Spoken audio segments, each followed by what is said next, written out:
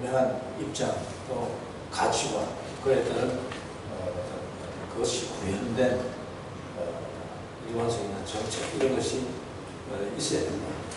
그리고 물론 그것을 실행하는 어떤 여러 가지 조직과 개인적인 조직원들의 역량과 이런 것이 다 함께 해야 되겠죠. 그래서 연금 문제라는 것도 다른 많은 문제가 있지만 바로 그런 문제 말씀을 드립니다. 그래서 이제 우리가 성숙한 자본주의에서는 반드시 정치라는 것은 다시 반복하는 가치 중심이 돼야 되고 정책 중심이 돼야 되고 정책 역량이 있어야 돼요. 그래서 과거 우리가 민주화 시대, 민주화 투쟁을 할 때는 어떤 이분법적 사고도 유의미했죠. 그야말로 독재, 반민주 세력이라는 건 악이다. 민주화 세력은 선이다. 이것이 선악의 이분법적 구도가 타당했습니다. 어떤 의미에서. 그러나 그것을 거치고 나면은 반드시 어떤 것은 선이고 어떤 것은 악이다 이런 것은 통용되지 않는다.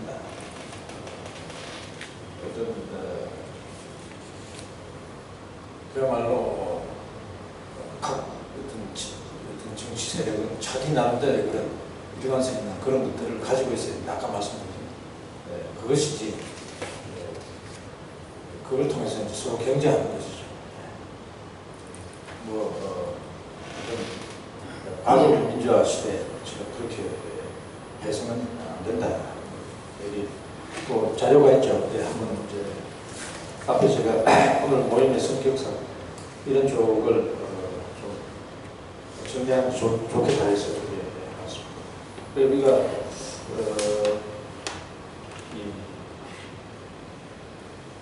많은 사람들이 아직도 좀 들어가긴 했습니다만 제가 아는 저 사람 중에 정말 이름을 밝히면 그렇지만 한국 사회는 아직 봉건적인 문제다. 봉건적인 그런 걸 갖다가 극복해야 된다. 재벌 문제도 봉건적인 문제다. 이런 사람 이런 것도 있습니다. 그러나 어디까지나 한국 이건 이미 성숙한 자본주의다 하는 것. 그리고 거기에서는 아까 말씀드린 그런 어떤 것이 있어야 되고 또 그렇게 되기 마련이고 정치라는 것이 진보, 보수, 좌파, 우파라고 하는 것이 그런 가치 중심, 정책 중심, 정책 영향 중심으로 갈 수밖에 없다. 그럼 그와 같은 성숙한 어떤 정치 구도를 누가 지금 아직 되고 있지 못한데 누가 선도적으로 만들 것인가? 저는 결론적으로 사민주주의가 제대로 된 그런 사민주주의 정당이 성립하고 그들이 그것을 이끌어낼 수가 있다. 그래서 맞아요. 진보가 제대로 된 이 사회 현재 성숙도에 맞는 진보가 보수도 살아남기 위해서 나름대로 다른 어떤 선진국에도 다 있는 그런 어떤 제대로 된 보수의 모습을 취할 것이다. 이런 것이죠. 그래서 그것이 매우 중요하다. 그러나 아시다시피 한국에는 그것이 아직 성립되지 못한 그것이 이제 모든 문제에 지금 모든 한계의 근원으로 작용하고 있다. 좀 그렇게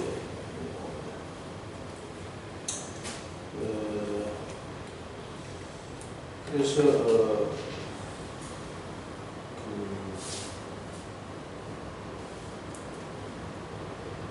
이제 자본주의 사회에서는 반드시 이제 어떤 법칙적으로 우리가 알고 있는 지금 우리가 경험하고 있는 경향성들이 나타나기 마련이다. 그것을 우리가 이해하고 그것을 제거하기 위해서 어떤 정책이 필요하다. 이렇게 접근해야 된다. 그래서 아직도 아까도 얘기한 대로 한국 민주화 전통 속에서 민족 문제, 남북 문제, 대미 관계, 무슨 그 대중 관계 이런 거에 가지고 그것이 아주 한국 사회의 근본 문제다 하면서 자꾸 글로 정치적 구도를 몰고 가려는 사람들이 있지만은 이것은 그들에 대해서 우리가 자꾸 비판을 하고 어떤 또 비난을 하고 할 것이 아니고 우리 스스로가 우리 그야말로 이 사회주의자들이 반성하고 우리가 제대로 일을 했으면 제대로 정치적으로 힘을 확보했으면 그런 사람들이 어떤 정치 구도를 왜곡하고 다른 방향으로 이끌어 나가지 않을 것이다. 못할 것이다. 그래서 그런 식으로 접근을 하는 게 좋겠다.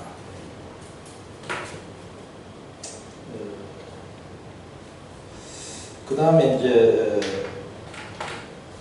그러잖아. 제가 지금 학교 문제로 막 정신이 없고 또 제가 개인적으로 너통이 지금 수능 원서 쓰다 왔습니다.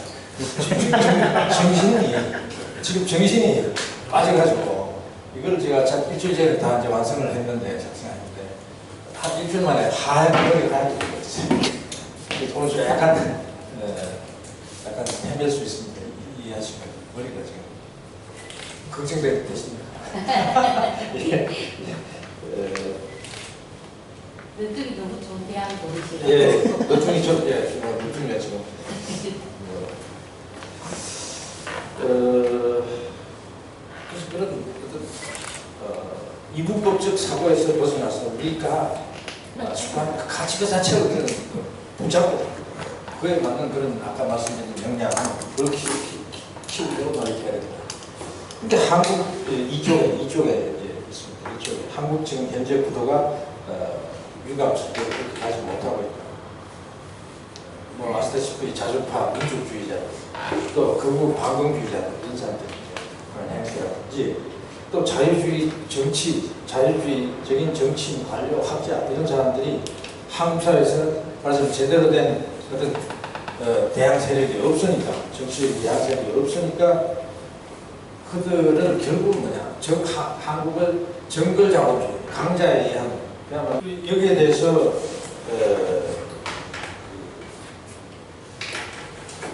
결국 이 모든 일을 우리는 어떤 입장으로 대해야 되냐면 바로 자기 반성의 기회를 써야 된다. 바로 한국의 진보적인 정치 세력이 제대로 서 있지 못하니까 이걸 담아내지 못하는 것은 문제이지 그들을 보고 너 잘못됐어 비난해서는 절대 안 된다. 그것은 우리의 태도가 아니다. 이걸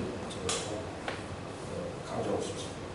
그래서 예컨대 한국 사회 문제에서 이제 노인 문제다. 노인 문제, 연금 문제, 노인 빈곤 문제, 연금 문제에 대해서 제대로 된 정책을 내는데 우리는 그것을 계속 주장하고 이런 그게 수많은 이슈가 있죠. 오늘 이 이슈만 있는 것이 아니고 오늘 다루는 이슈가 있는 것이 아니고 그러니까 이런 일을 꾸준히 하다 보면 언젠가는 인정되게 마련이다. 조금 하니까 안 된다.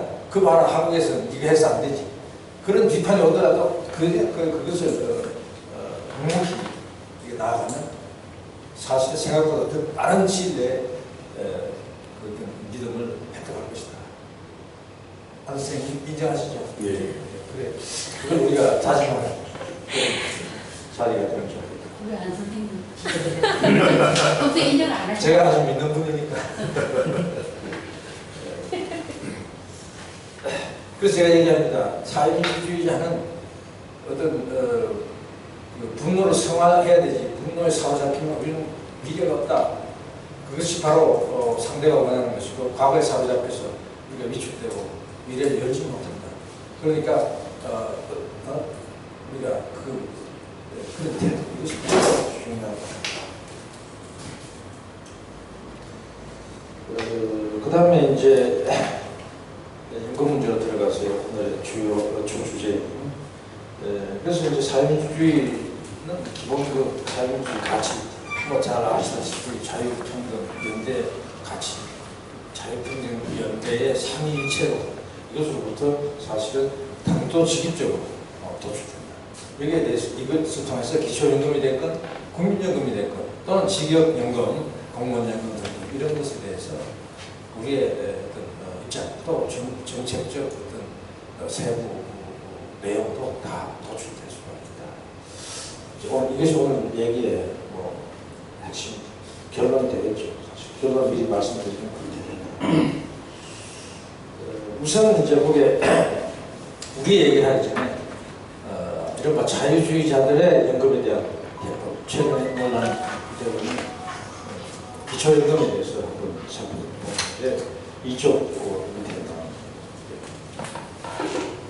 나옵니다. 현 정부의 기초연금, 그다음에 뭐 국민연금 또 공무원연금도 자꾸 얘기가 나오고 있습니다. 이런 특히 기초연금에 대해서는 우리 안종범 성민관대 교수 지금 뭐 하고 있죠? 청와대에서 정책 그다음에 그 진영 장관이 사퇴를 하고 문형표 장관 이분들이 그야말로 전형적인 이제 자유주의적 사고를 가진 분들인데 이들이 연금 문제에 대한 해법 이건 뭐 박근혜 대통령이 이제 한 여러 가지 그간의 경과에서 다 나오고 있습니다. 이분들은 자유주의자들은 다 아시죠. 개인의 생계, 경제적 삶은 어디서 해결해야 된다고 생각했습니다. 당연히 시장에서. 그래서 그 소득으로 자기 자신 또는 그 가족이 생계를 해결하는 것이 정의롭다. 이렇게 사람들이 생각합니다. 우리의 정의관하고는 다릅니다. 다른 거를 잘못됐다고 얘기해서는 물론 아까 말씀드렸듯이 안 됩니다. 자, 그건 그들의 믿음이 있죠. 예. 그들의 철학입니다. 그래서 이런 시장 논리에서 가장 중심되는 건 뭐냐? 연금에 적용되는 바로 수익비가 1이 돼요. 수익비가. 이게 무슨 뜻입니까? 수익비라는 것은 연금 이제 보험금 내죠. 보험금에 이제 앞으로 계속 내는데 현재 가치가 어떻게 될까요? 가치와 연금 수령액의 현재 가치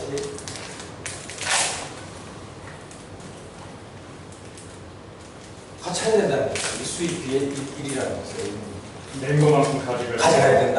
그렇지 않습니까? 그게 시장의 건강을 주는 것입니다. 이런 지불했는데 2원짜리 물건을 가져야 된대요. 자유주의자들은 뭐라고 얘기했어요? 저 도둑은 예, 그것은 부당한 것이다. 정의가 끝난다고 얘기합니다. 이해하시죠? 네. 예, 항상 그렇게 나올 수밖에 없습니다. 예. 근데 그러면 이 사람들은 그러면 분배자, 그러면 시장 소득 연산은 어떻게 해요? 그러면 그 사람은 굶어 죽어야 돼. 이렇게 얘기하면 어떻게 합니까? 아유, 굶어 죽는 건 안 돼라고 얘기합니다. 그거는 또 그 자체로는 부당한 것이다. 부정의한 것이다. 자유주의자는 그건 인정합니다. 예, 그것까지 부정하는 거 아닙니다. 그러니까 어떻게? 최저 생계비를 보장해야 된다는 결론은 정책적 결론이 항상 따랐다는 것입니다. 예. 그거 우리가 확인할 수 있죠. 네. 그래서 그런 것을 구현한 것이 바로 이 철학을 구현한 것이 현재 기초연금에 대한 그들의 해법이고 계속 기타 모든 정책들이 여기서 나온다는 걸 우리가 확인할 수가 있죠. 그러니까 기초노령연금, 기초연금으로 바꾸는 과정에서도 다른 일이 나왔죠. 어떻게 하면 정세를 하고 정세를 좋지 않게 보거든요. 정세 안 하고 이걸 할까? 이제 이런 과정에서 나온 여러 가지 문제는 이미 다 지적됐습니다. 기초노령연금도 그렇고 국민연금이라는 것은 어디까지나 보통의 사람들, 일반 주로 근로소득자들이죠.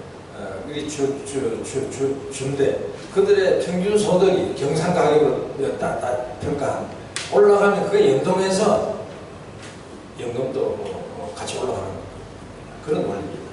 네.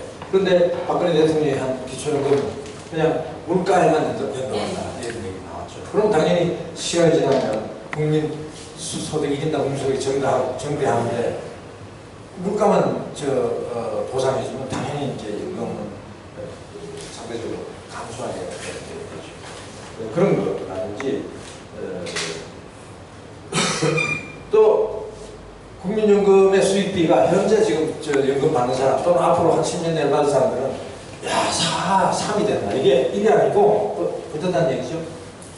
이런 그냥 뭐야 4고 또 좀 지나면 이제 3으로 떨어지고 야 이거 정말 부당해 이렇게 나오는 거죠 이 사람들. 그러니까 어떻게 해? 야 지금 국민연금 받는 사람도 부당하게 많이 받는데 그게 기초연금까지 얹어서 받는단 말이냐? 이렇게 나오는 거예요. 어떻게 얘기했어? 국민연금 받는 사람들은 깎아야 되겠죠. 이 사람들 항상 머릿속에 그죠? 예. 지금도 부당한데 더 부당하게 해줘. 아이고 큰일 났네 이렇게 되는 거예요. 예. 그래서 어떻게든지 그 연동시키려고 하게 되는 겁니다. 이 사람들의 철학에서 저절로 나오는 거예요. 예. 그래서 뭐 지금 웃기는 얘기가 있잖아요. 그래서 이제 결국은 뭐냐? 기초생활 보장이죠. 보장금으로 생계를 꾸리는 사람들은 이제 기초 최저생계비가 부족한 거 그만큼 부족분을 매우 주거든요. 그거는 이제 연금을 받으면 너 기초 생활비 보장돼서 추가로 더 받아 안 돼. 너 굶어 죽진 않잖아. 이렇게 되는 거죠. 예. 그러니까 그걸 뺏어가야 되겠다 이런 얘기예요. 예. 그래서 그런 우리가 많은 분이 극구 반대했지만 그런 얘기가 나오는 거죠. 자 그러면 지나가는 김에 사회민주주의라면 어떻게 되겠습니까? 깎는다 치더라도 어디까지나 인간으로서의 노인들의 인간 존엄성을 유지할 수 있는 최저선이라는 새로운 개념, 굶어 죽지 않을 만한 어떤 소득이라는 그 기초, 최저생계비 아닌 다른 기준을 갖고 우리는 얘기를 해야 되겠죠. 예. 구태에 그것을 이중으로 받는 것은 문제가 하더라도 그렇다는 거죠. 그래서 하여튼 그렇고요. 또 그 다음에 뭐 하여튼 그런 문제들이 다 그들의 철학에서 나오는 것이다. 그러니까 뭐 우리가 그것을 자 그래 국민들 봐라 이 사람들의 가치와 철학과 어떤 에서는 이런 정책밖에 안 나온다. 헐가들면 어때요? 우리가 아니다. 우리 철학에서 이게 맞고 이것이 진정으로 사람들이 좋다고 해서 계속 얘기를 해야 되죠. 예. 그런 걸 이거 계속 제가 강조하지만 연금뿐 아니라 모든 정책 이슈에 대해서 끊임없이 그런 것을 정책 대안을 제시하고 해야 된다. 이따가 토론을 좀 해야 될 것 같은데 지금 내만복이라는 단체에서 기초연금을 주면은 이제 방금 전에 얘기하신 것처럼 기초생활 수급자들한테는 그걸 안 주잖아요. 이제 그거를 줬다 뺏는 기초연금이라고 해서 반대 운동을. 네, 그거는 이제 제가 좀 얘기하겠습니다. 그리고 또 토론을 다 하겠습니다. 근데 이제 놀라운 거는 좀 제가 정확히 알고 있으니까 안철수 의원이 이런 어떤 국민연금과 기초연금 연계 이런 것에 찬성하는 거 맞습니까? 약간 수정했습니다. 제가 추에 적어놨는데 국민연금 30만 원도 못 받는 사람 깎으면 되겠네 이래가지고 그거는 무조건 받게 하는 거 등등의 타협을 하긴 했습니다만은 그 연계에 대해서 찬성했죠. 그래서 저는 안철수 의원은 우리가 항상 그렇게 생각했습니다. 온건 자유주의자. 그 사람 나쁘게 얘기하면 안 됩니다. 그 사람의 철학을 잘 안 드러내서 우리가 답답해했는데 드러내는 것은 나쁘지 않습니다. 그렇지 않습니까? 자기 철학과 그게 신념에 맞는 정책을 취지하는 건 나쁩니다. 그러나 제 얘기는 오해하지 말라는 거죠. 그분은 어떤 대단히 진보적인 생각을 가진 분은 아니다는 걸 우리가 확인할 필요가 있다는 것이지 비난하거나 이런 생각은 전혀 없습니다. 그러니까 근데 우리가 기초연금이라는 게 뭡니까? 결국은 자유주의자들이 기초연금이라는 것을 생각하겠어요. 다만 기초생활 보장을 조금 어떻게 강화해서 최저생계비는 요새 지금 차소년 계층 같은 사람들은 어려운 분이 많고 또 연금 대상자라도 자식이 있으면 아시죠? 부양자가 있으면 당신은 당신 아들한테 받아 이래가지고 안 주고 하는 그런 등등의 문제를 해결하자라고 할지도 모를 텐데 왜 박근혜 대통령이나 그 주위에 있는 사람들이 기초연금을 들고 나왔습니까? 이건 중요하죠. 이건 뭐예요? 바로 보편복지를 주장하는 분들이 기초연금을 강화해야 된다고 하니까 할 수 없이 이걸 안 했다가는 정치적으로 밀리니까 할 수 없이 들고 나온 것이다. 이걸 우리가 알아야 돼요. 그러나 정치적 힘이 있어서 집권을 하면 제대로 되면 하는데 밀려가지고 박근혜 대통령이 집권했으니까 어떻게 되겠어요? 자, 이거 아셔야 됩니다. 자유주의자의 손에 들어가면 최종적으로 나오는 물건은 어때요? 항상 이상하게 되기 마련이다. 이들의 철학과 신념에 따라 그냥 왜곡되기 마련이다. 이건 우리가 확인할 필요가 있죠. 기초임금이 그런 식으로 이상한 방향으로 자꾸 흘러가듯이 또 우리가 사회민주주의 진영에서 뭐 주장했습니까? 정치 주장했습니까? 안 했습니까? 보편복지하기 위해서.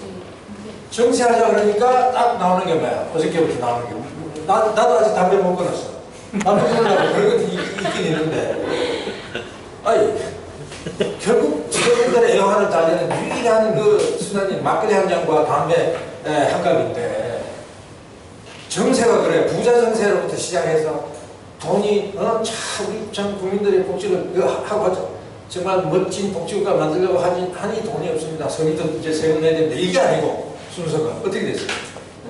거꾸로 서민들 정말 이런 말이 있어요. 옛날에 판이 뒷다리에 묻은 밥풀을 떼어낸다. 정말 잔인하죠. 상대값이 이게 아주 중요하거든요. 저 같은 사람한테는 덜 중요하지만 서민들한테는 중요합니다. 그런 거는 옛날에 영국의 대처 수상이 정말 신자유주의 화신 대처 수상이 그 기어컵 폴텍스라고 있어요. 주민세. 그걸 인두제로 만들려고 두 당을 막 소득에 비례하는 게 아니고 제가 유학할 때 저도 폴텍스 냈잖아요. 유학생도 돈을 받는다니까요. 어떻게? 두 당을 봐요. 두 당. 정해고. 그러니까 소득 검사는 무조건 내야 되는. 그래가지고 그때 난리가 폭동이 일어나고 난리가 나가서 일정 부분 양보를 했습니다만 또 최근에 나왔죠. 주민세 올리겠다. 그게 바로 대처 수상이 했던 그 폴텍스처럼까지 정도 인두세를 받지까지는 모르겠지만 그게 결국은 서민들 세금. 그러니까 이게 그게 들어가면 맞으면 자 칼국수 한 그릇 주세요 하는 거야. 스파게티 면으로 만든 국수가 튀어나옵니다. 이런 식으로 개그됩니까? 좀 이상하죠. 그게 띵하다니까. 그래서 이제 그걸 우리가 하고 확인할 수가 있고.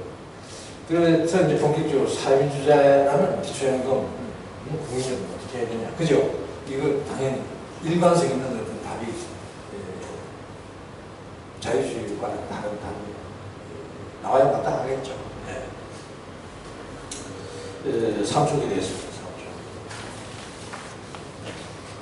3초. 아까 그래서 우리 정 박사 말씀하신 대로 내가 만든 복지라든지 빈곤사회연대 등에서 이제 정부의 기초연금망을 비판했죠. 국민연금과 연계하는 문제라든지 평균소득, 경상가격을 통한 평균소득이 아니고 물가상승률 연동하는 문제라든지 또 기초생활보장금을 받는 가구에 대한 보장금을 삭감하는 문제라든지 등등.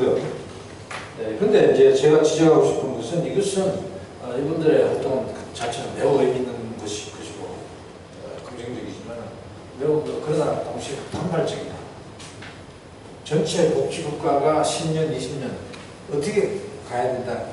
그림이 나올 수가 없다.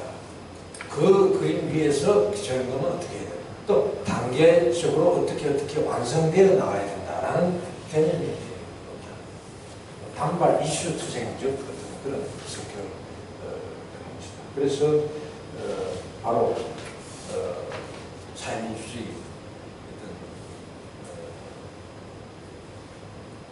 정치적 기획이라는 것이 이런 문제에 대해서 그야말로 전체 어떤 미래에 대한 구상, 그 다음에 단계적으로 그걸 하루아침에 이루어갈 수가 없으니까 단계적으로 어떻게 간다 이런 어떤 비전, 전체 구도를 그야말로 단도직입적으로 보일 수가 있다.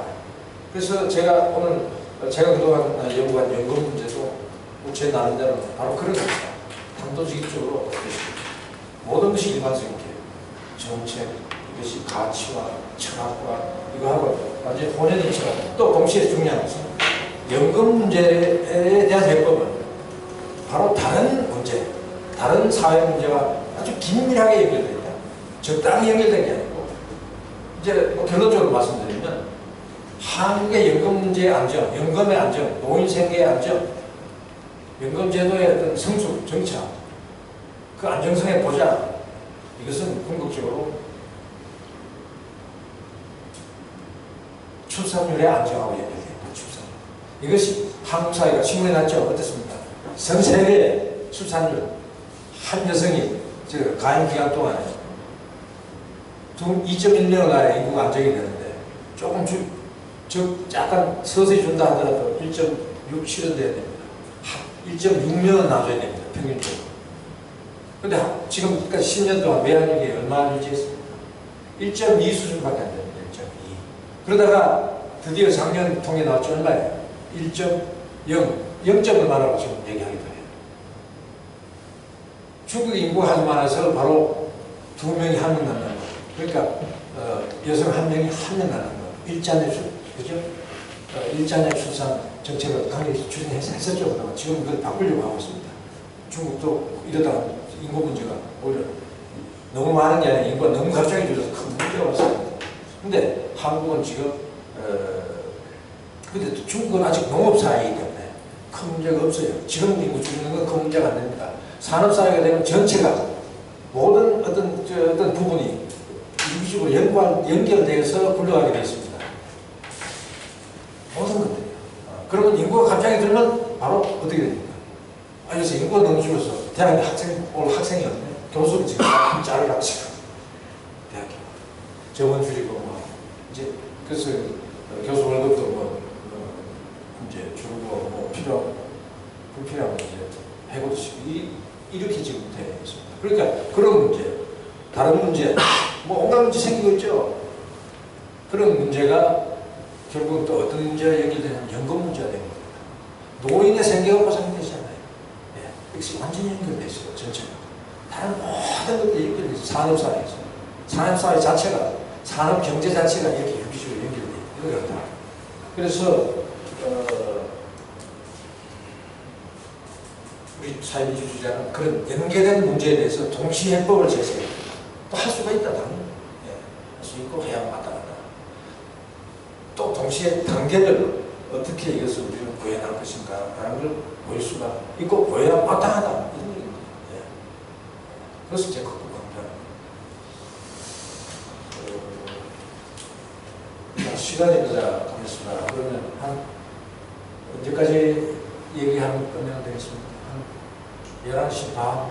12시 제가 일방적으로 얘기하면 너무 지겨우니까 토론은 끝나고 나서 해도 되지만 이거를 일반적으로 먼저 하시고 그다음에 중간중간에 그 질문 있으면 너무 길게 하지 말고 하시고 또 토론 시간이 있으니까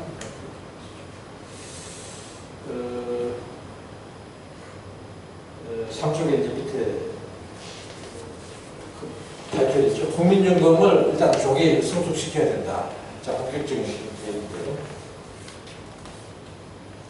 이걸 아셔야 됩니다. 국민연금. 지금 우리가 모든, 결국은 우리 모든 늙어서 노인이 될 텐데, 어떤 경제생활로부터 떠날 텐데, 그렇지 않습니까? 근데 문제는, 그렇다면 연금 제도가 잘 구비되어 있어야 되는데, 산업사회는 그렇다면 농업사회하고 달라. 이건 그거 없이는 안 돼. 해결이 안 된다는 것은 뭐, 긴 얘기 필요 없이 그것이 필연적인 것입니다. 한국의 국민연금 제도는 앞으로 지금 2014년 아닙니까? 한 50년 지나도 성숙될 수가 없어. 국민연금으로 대다수의 노인의 생계를 해결하지 못해요. 우선 현실에 대한 이걸 지켜야 되고 우리 사회민주주의자는 이거에 대한 해결책을 즉 10년, 20년 내에 완전히 해결하는 해결책을 제시해 마땅한 것입니다. 그래서 이제 말씀드리는 건데 왜 그런가 하는 건 뭡니까? 국민연금은 어떻죠? 가입된 수가 아직 너무 적어요. 100% 가입해야 마땅한데 그것이 지금 안 되고 있고 또 가입된 분들도 돈을 못 내고 있는 분이 너무 많아요. 한 3분의 1 거의 될 거예요. 가입되어 있다 한들 왜? 소득이 너무 없고 불안정해서. 그래서 또 돼 있다 한들 자꾸 직장을 옮기면서 또 조기 은퇴 문제 등등해서 가입 기간이 한 20년 전밖에 안 돼요. 평균 가입 기간이. 40년 돼야 해결이 되고 또 이것도 아셔야 됩니다. 한국의 현재 연금, 국민연금 구조는 1인, 부부 중에 한 명이 일해가지고는 생계가 해결 안 돼, 노인 생계가. 어떻게? 둘이 같이 일하는 걸 전제로 하고 있습니다. 사실상 암묵적으로. 둘이 같이 일했을 때 노인 생계가 어느 정도 아까 말씀드렸죠. 최소한의 인간 존엄성을 유지할 정도가 된다는 얘기입니다. 그것도 몇 년? 40년. 40년 일하면 도대체 언제까지 어떻게 됩니까? 25살 시작해가지고 65살 하면 40년 아닙니까? 요새 지금 60세까지 저 연금을 내고 저 보험료를 내고 65살부터 저 연금을 받게 돼 있으니까 20살부터 해야 40년 되나요? 20살에 채직한 사람이 누가 있습니까? 예. 그러니까 이것이 문제입니다. 거기다 혼자 얘기해서 절대 그건 있을 수가 없어요. 그냥 굶어 죽지 않을 정도지. 부부 둘이 먹고 살고. 그래서 그럼 이게 사회민주주의자라는 건데 이 사태를 방치할 수 없지 않습니까? 10년, 20년 할 최대 20년 내에 완전한 해결책이 나와야 된다. 단계별 생각을 하게 되죠.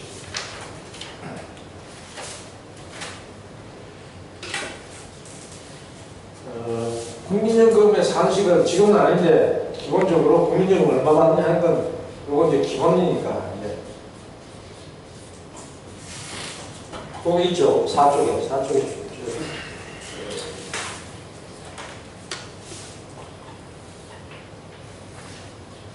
여기 한 달에 받는 연금이 됩니다. N이라는 것은 뭐냐? 20년 초과한 가입 연수요. 20년 초과.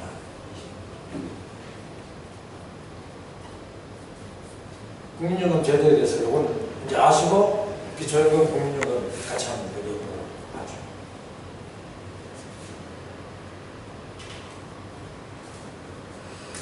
자, 20년 가입한 사람은 얼마 받겠어요? A라는 것이 바로 평균 소득이에요. 평균 소득.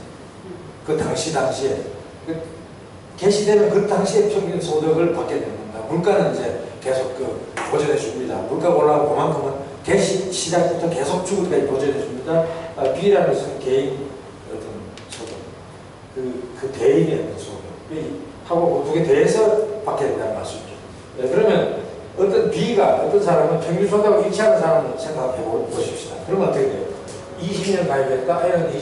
N은 20이면 N은 얼마죠? 0이죠. 20년 초과한 횟수니까 0이고.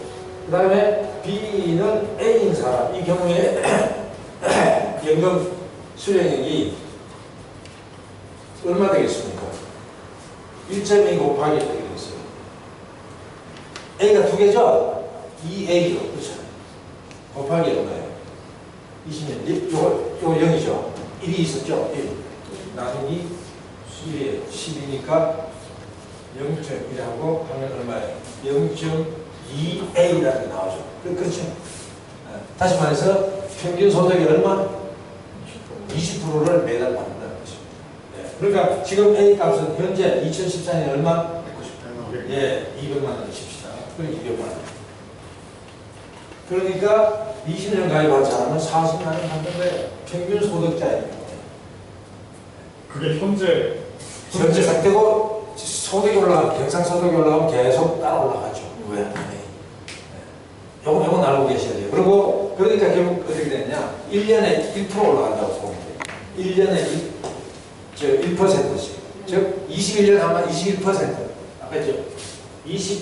평균 소득의 21%를 받고 30년 하면 어떻게 되겠다? 30%를.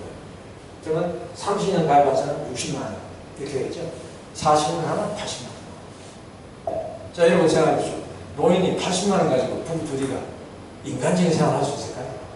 최저 생활 안 하는 거죠. 그러니까 둘이 가입하고 40년이나 넣어야 160만 원인데. 그러니까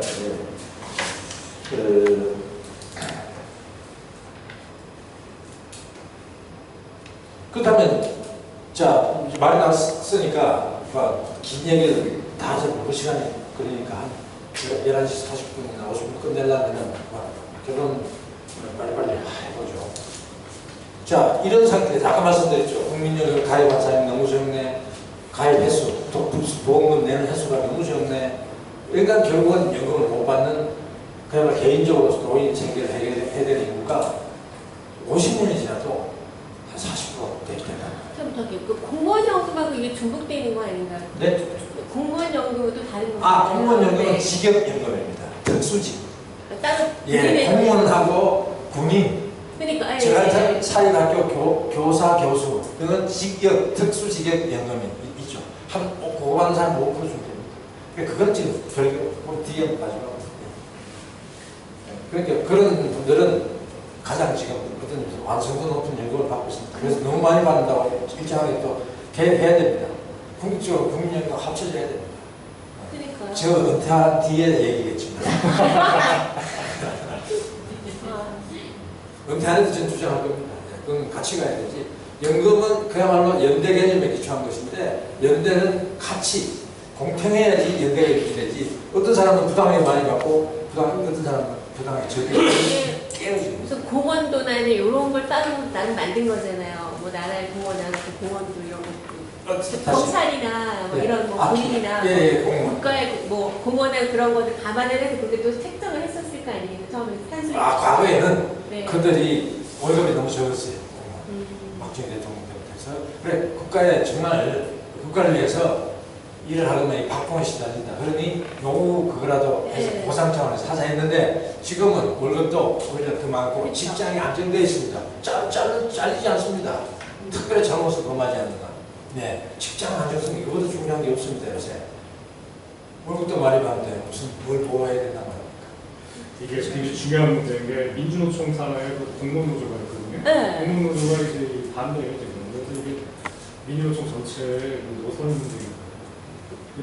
근데 결국 그러니까 5%밖에 안 되니까 그것이 어떤 핵심 문제가 아닙니다. 어떤 2차적인 문제, 부차적인 세컨더리 프로블럼이지만 그러나 연대를 해치해서는 안 되기 때문에 우리는 기본 입장은 궁극적으로 통합돼야 된다. 국민연금에 지켜주는 이렇게 생각하는데 그것이 통합 안 됐더라도 공평성은 달성되게 해야 되는 건 맞아야 된다.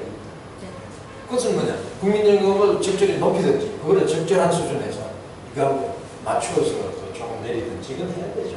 그거는 지금 중요한 이슈가 아니고. 패스. 예. 그래서 이런 상태에서 시간이 지나도 이것조차 이거 정말 한 40년 안 돼도 30년은 받아야 될 판에 그것도 부부 둘이가 이게 뭐 부부 둘이 일하는 사람 몇 명이면 연금 아까 말씀드리지 않습니까? 저 보험금 내는 사람 몇 명이면 그러니까 바로 여기에서 기초연금이 들어옵니다. 기초연금이 없으면 생활을 할 수가 없어.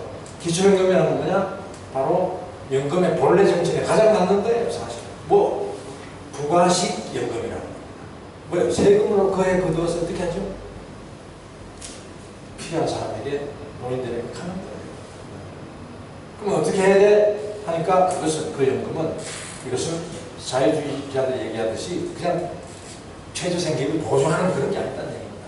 모든 국민의 권리로서 주어지는 어떤 연금. 왜 한 종류로서 대한민국의 현실에서 봤을 때는 기초연금이 필요하다 하는 결론이 나오죠. 보험금을 낼 것 말건 무조건 줘야 된다.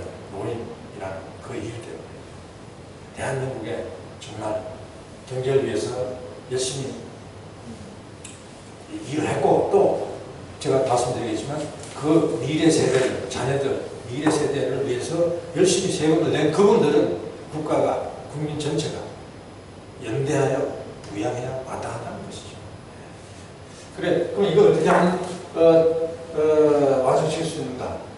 우리 박근혜 대통령께서 그 뒤에 있는 정책 유권자들이 경향하게 명시킨 그것을 살짝 바꾸면 됩니다. 너무 간단해요. 제가 프레시안에 옛날에 쓴 기억나시죠? 어떻게 하면 되죠? 아까 말씀드린 대로 국민연금 10년 최소 가입 안 하면 못 받습니다. 네. 일시금으로 받고 갑니다. 그래 10년, 20년, 30년, 40년, 40년 가입한 사람은 얼마나 그랬죠? 소득 대체율 평균적으로 40%라고 그랬죠?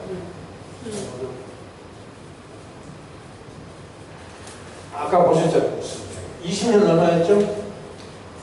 20년은 20%였죠? 아까 그래서 10년 하면은 맞으면 10% 정확하지 않지만 이렇게 되는 거예요.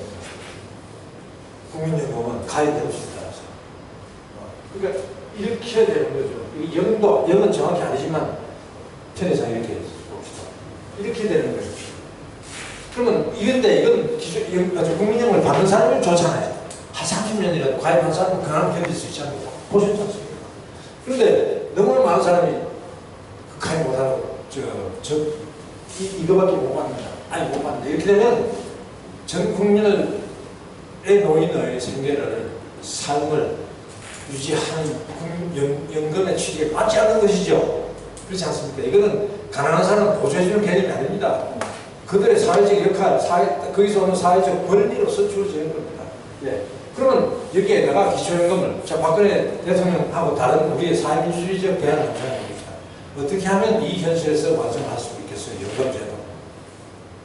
그것은 바로 그림에, 바로 오른쪽 그림에 나와 있는 것입니다.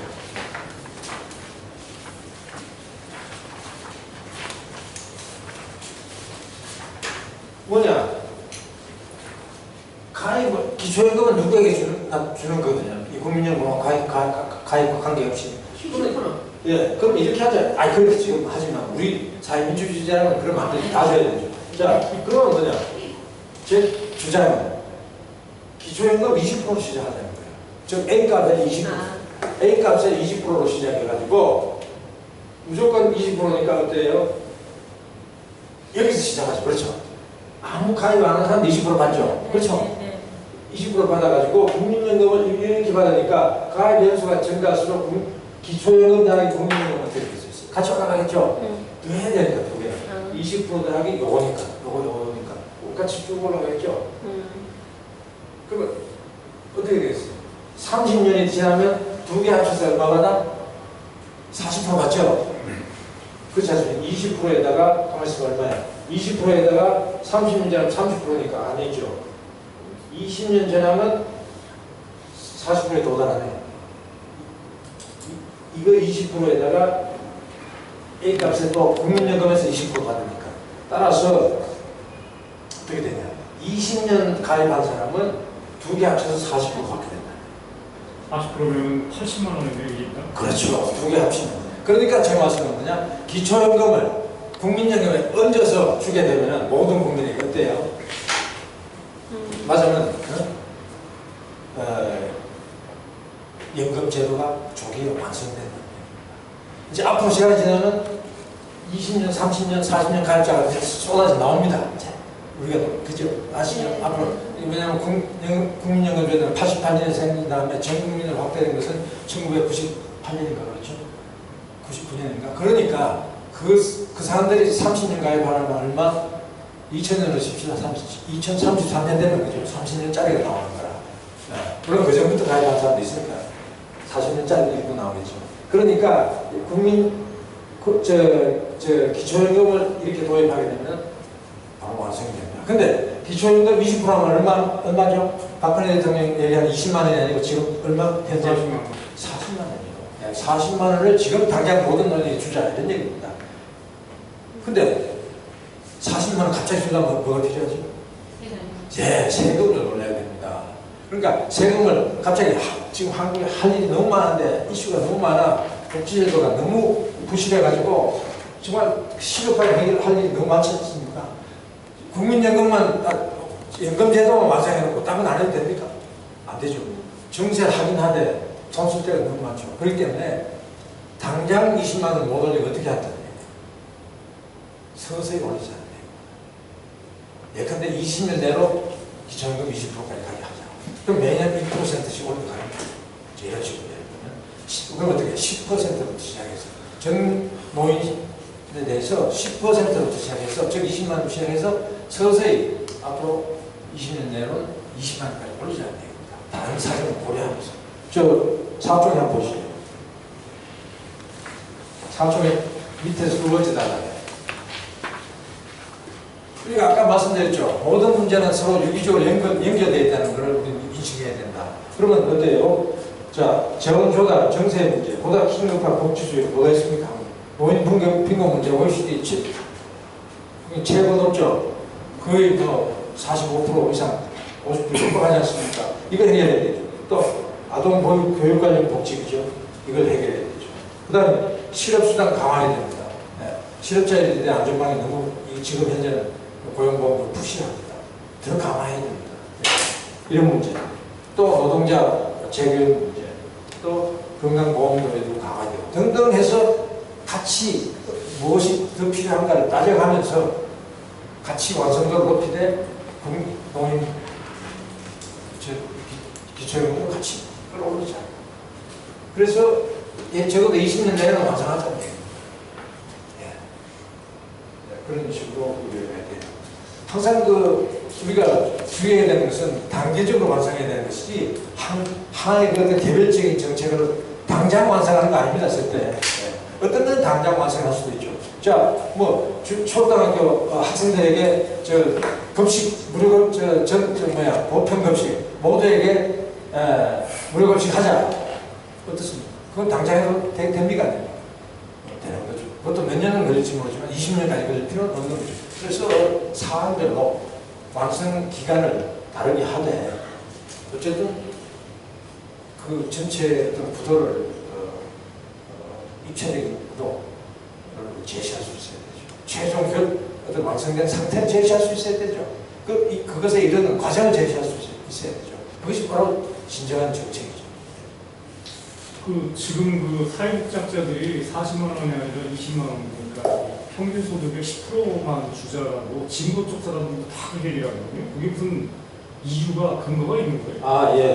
아무 근거가 없죠. 그냥 세금 모자라니까 그렇게 하는 편의주의적 발상. 예, 원래 기초연금 이전에 기초노령연금이 향후 A 값의 10%로 가게 만들어놨어요. 거기 지금 그렇게 돼 있어요. 올린다라고 돼 있어요. 물론 국회에 대해서 구체적으로 언제 올리는가는 국회에서 결정해야 되겠지만 지금은 5%. 이것을 만든 것은 국민연금을 깎으면서 이게 이제 대학으로 나왔는데 5%에서 10% 올린다는 걸 가지고 계속 얘기를 하는 거예요. 근데 사회민주주의자는 그렇게 하면 안 되죠, 사실. 저는 사회민주주의의 사회연대의 최소값은 20%라고 말합니다. 바로 뭐예요? 평균 소득자가 얼마 받죠? 40년 가입하면? 계산하지 않습니까? 20% 맞죠? 바로 A값이 20%, 40입니다. 따라서 가입 못한 사람도 이 A값은 뭐냐? 소득이 높건 무조건 준다는 뜻이에요. 왜? 사회연대적 차원에서 주는 겁니다. 사회적 권리로서 주는 겁니다. 그 사람의 어떤 그 과거의 기여로 주는 겁니다. 예. 그래서 20%. 그러니까 20%를 무조건 보장하자는 얘기입니다. 20%가 개념적으로 요인한 값이죠. 그러면 원리적으로 30%를 얘기해도 되나요? 원리적으로 30%를 얘기하는 것은 우리가 국민 모두 합의해서 자, 소득 대체율이 40%가 아니고 지금 40년 가면 40%죠? 아까 말씀드린 이거를 60%를 합시다 하면 되죠. 전체 값을 열어주면 되는 것이죠. 그러나 지금 사실 결론적으로 부부가 일하는 거, 여성도 노동 참가해야 되는 거 맞다고 저는 믿습니다. 여성은 이제 남성과 똑같이 일해야 됩니다. 모든 권리를 누리고 모든 책임도 져야 됩니다. 저는 그렇게 믿습니다. 그렇지 않습니까? 앞으로 미래 사람이 그렇습니다. 그러니까 그런 경우에 60%가 맞는 것이냐에 대해서는 의문의 여지가 있어요. 그런데 40년 가입해야 되는데 그게 너무 힘들다는 얘기입니다. 따라서 한국 같은 사람이 기초연금을 보완할 수밖에 없다는 게 제 생각입니다. 그렇다면 뭐냐? 20%. 그런데 이런 얘기는 할 수 있죠. 국민연금에서 소득 재분배 효과를 나타내는 A값이 있는데 완전 똑같이 주는, 그죠? 완전 소득 재분배 효과 있는 기초연금 또 하면 소득, 그죠? 재분배 효과가 너무 커지네. 이거 20%, 여기에 20%, 여기에 20%면 재분배적인 연금이 3분의 2나 되네. 이렇게 이제 복지학자들이 얘기합니다. 이제 그것은 얼마든지 기술적으로 해결할 수가 있는 겁니다. 기술적인 테크닉이라는 문제예요. 무슨 이걸 해놓고 나머지 그런 문제는 얼마든지 해결할 수가 있죠. 그건 법으로 국회에서 이것을 1대1로 하지 말고 이것을 높이자. 이렇게 하면 되는 거예요. 기초연금이 있으니까. 그거야. 성질 우리나라 국민들이 워낙 성질이 급하고 더군다나 지금 386 세대가 이제 50대 접어들었는데 정치 지지를 못하는데 앞으로 20년간 그 A값을 10%에서 20%로 그러니까 20만 원, 40만 원으로 올리는 걸 20년이나 하면 너무 길어서 사람들이 관심이 없을 것 같거든요. 한 10년 안에 올리겠다 하는 정도로 돼도 말이 될까요? 10년 내로 올리려면은 사회민주주의가 앞으로 정말 스웨덴처럼 한 20-30년은 적어도 집권하겠네. 이 사람들 완전히 막강한 정치 세력이네. 이렇게 되고 국민들의 지지가 있으면 가능하죠. 그러니까 거기서 정치적인 동의가 일단 있어야 가능한 것이지 지금 당장 그걸 네. 얘기하고 저한테 비현실적이야 이럴지 모르니까 그거는 그때그때 판단하는 문제지. 지금 이론적인 관점에서는 큰 논란거리가 아니고 다시 그러니까 이론적으로 신념을 지시는 그건 정할 필요가 없는 것이죠. 없는 거죠. 그리고 그다음에 이제 있는 거죠. 자, 그쪽에서 그러면 이제 대충 그림이 뭔지 아시겠죠? 네. 예. 그렇게 이제 연금이라는 거는 시장 모델을 넘어선 사회적 연대의 구현이다. 막 말씀드리는데 뭐냐? 뭐 아시죠? 사회민주주의 뭐 기본 원리, 자유평등인데 실질적 자유와 실질적 자유와 실질적 평등 이것을 어떻게 구현한다고 그랬습니까? 사회민주주의 기본 교리라고 하면 이상하고 그 어떤 이론에 원리. 예, 연대죠. 연대가 있어야 이것이 구현된다고 했죠. 어디서 시장 바깥에서 연대해야 됩니다. 시장 안에서 연대, 그죠? 장사하는 사람끼리 이익이 되면 서로 계약 맺는 거 시장적 연대입니다. 그건 당연히 상관이 없죠.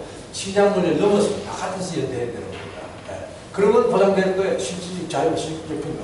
자, 연금의 경우는 뭐가 실질적 자유입니다. 노인들이 적어도 인간으로서 존엄성을 지키고 자기 삶을 이끌어가는 것이 자유지 뭡니까? 예. 그러려면 어떻게 해야 됩니까? 사람들이 세대 간 연대해서 자, 우리 같이 노인을 부양하자. 뭐예요? 과거 전통사회의 개인적 효도를 어떻게 하냐? 사회적 효도로 바꾸는 거예요. 네, 아무것도 아닙니다. 네.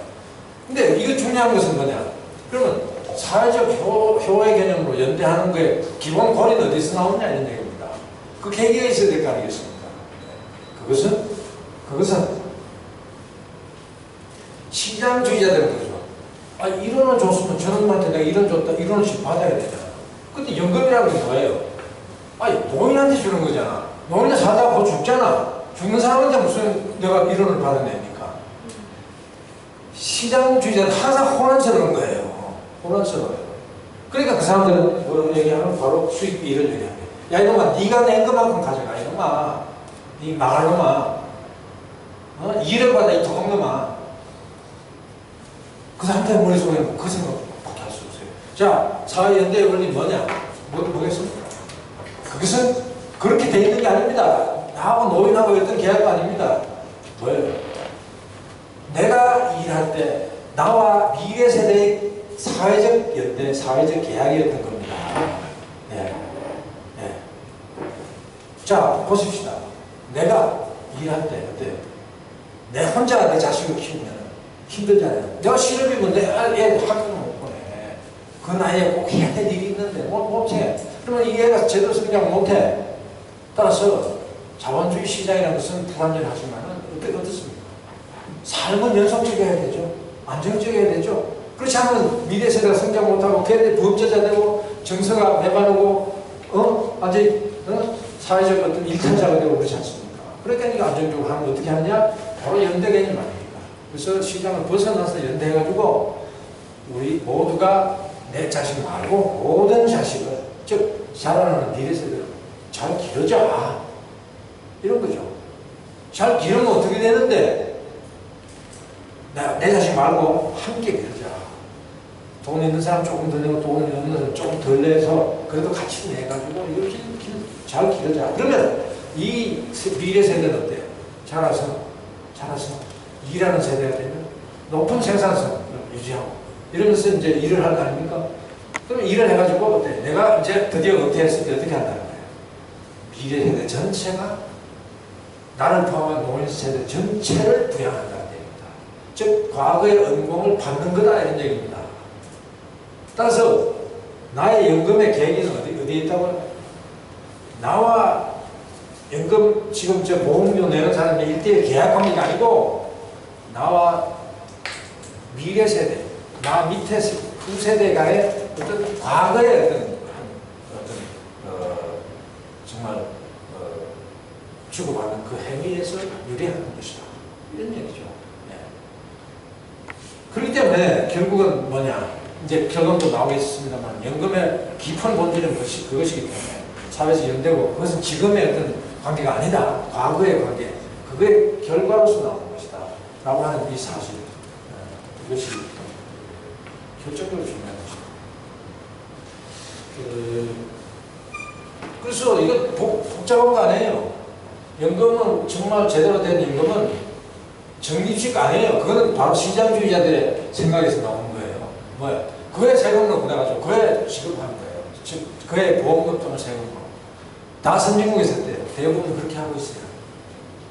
일부에서는 아시죠? 김박사 세금으로 하고 일부에서는 보험금으로 하는 거예요. 그러면 여유자금 있어요. 여유자금 한 몇 달치 또는 1년치밖에 없어요. 그것은 뭐야? 약간 준비금. 바로 그것은 뭐야? 과거에 어때요? 개인적으로 효를 수행할 때 원리하고 똑같은 거예요. 내용상. 뭐야? 내가 내 부모를 공양함에 있어서 과거에 부모님의 연봉에 답하는 그 효를 수행함에 있어서 내가 현재 흉년이 져서 못 살게 되면 어떻게 합니까? 흉년이 져도 부모님은 똑같이 과거처럼 공양해야 됩니까? 못 살면 같이, 그죠? 부모님과 내가 같이 덜 먹는 거예요. 네. 풍족해지면 같이 먹는 거예요. 그렇지 않습니까? 네. 그런 원리를 사회적으로 확장하는 것이다. 그게 불가한 것이다. 그리고 그런 연대 없이는 도저히 이 시장 사회에서는 살아남을 수가 없다. 경제를 왔다 갔다 할 수 있지만 인간의 삶은 연속돼야 되기 때문에 하루도 굶을 수가 없고 모든 것이. 그래서 그런 원리 이거를 우리가 이해해야 된다. 정말. 그렇기 때문에 이제 결론이 금방 나오죠. 적립금 고갈이라는 공포 마케팅 어때요? 공포 정치 맞습니까? 틀렸다는 겁니다. 사업적으로.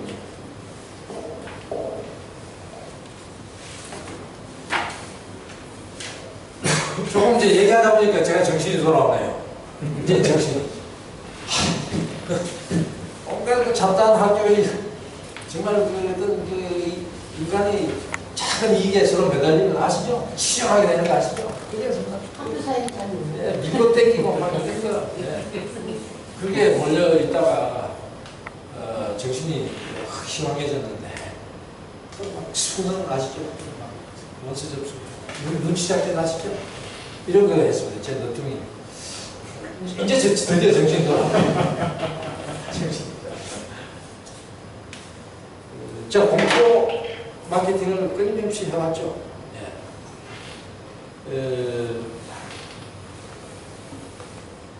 그래서 적립금이 고갈되면 젊은 세대로 가면 적립금 고갈되면 당신은 열심히 보험을 내지만 당신 늙으면 받을 게 없어. 결론적으로 받을 게 없긴 뭐가 없어. 전혀 지금 잘못된 얘기다. 적립금은 고갈되게 돼 있고 고갈되면 바로 국민연금이 제대로 된 연금을 성숙했다는 그 어떤 신호탄이지 아무것도 아니다. 왜 1960년대 되면 2060년 되면 고갈된다고. 예. 그러면 그 축하할 일이죠. 이제 제대로 연금이 된 거예요. 다시 말해서 적립해가지고 거기서 원금과 이자로 받는 건 뭐라고? 자본에서 받는 거예요. 자본에서 지급받는 걸 적립식이라. 이 적립식을 구현한 게 뭐죠? 민간 보험 회사입니다. 민간 보험회사, 민간 보험회사. 거기서 그렇게 하고 있는 거예요. 적립금 그 운영 수익을 가지고 지급하는 거예요. 예.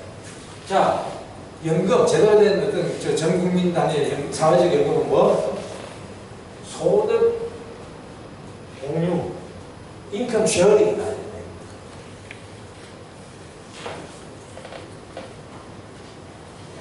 소득을 나누는 거야. 아까 말씀드렸죠. 개인적인 어떤 부모와 자식이 같이 먹고 사는 거나 사회적 차원에서 사는 거나 똑같은 거야.